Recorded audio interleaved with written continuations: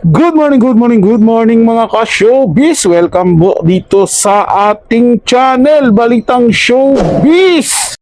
Mas tumitindi to, Jack Roberto at Kylie Padilla. Update, tara bigyan natin ng comment at reaction, opinion. Ang love team na to na habang tumatagal ay lalong kinakikiligan ng marami. Kaya naman kung hindi ka pa nakapag-subscribe dito sa ating channel, ano pa ang hinihintay mo? Mag-subscribe na at i-hit ang notification bell para mauna ka sa mga bagong Balitang Showbiz. Panoorin at pakinggan ng buong detalye at ikaw na ang humusga. Jackly update. Ang grabe pa nga yung tinginan nila Jack Roberto at Kylie Padilla dyan sa Task Force Firewall. Ito yung video.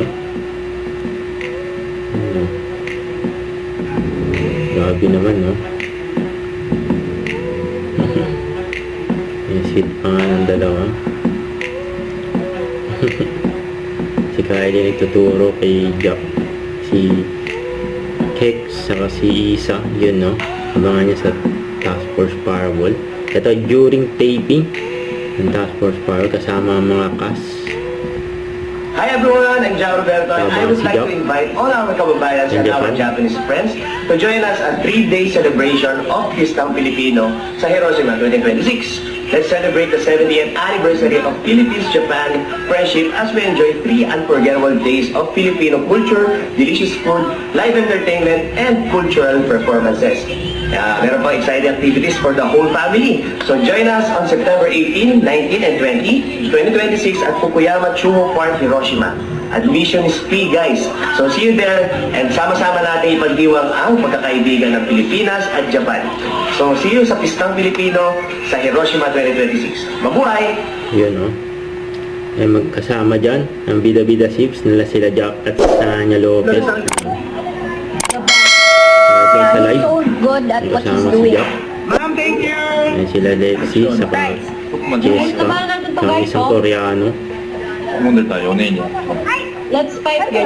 프로필 봐봐. 프로필 봐봐. Ano to, Lexi? Ano to, Lexi? So, yan. G, ano to? Gina G? Gina G? Sabi tayo. Gina G. G ka talaga.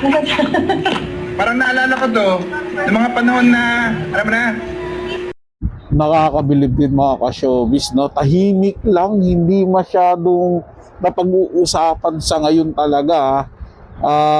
More on kasi nakikibalita talaga ako kina Barbie Fortesa at David Licauco at kina Raisa Midison at Bimbi Aquino at kay Eman Bocosa at nitong kay Jillian Mard.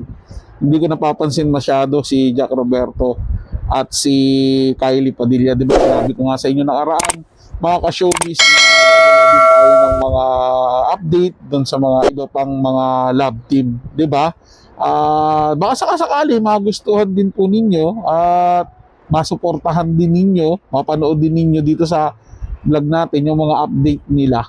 Di po ba mga ka-showbiz? Kasi hindi naman po pwedeng lagi lang tayo nakapokus kina Barbie Fortesa at David Licauco, lalo na ngayon na medyo hindi sila nakakagawa ng proyekto at parang nilalayo sila sa isa't isa.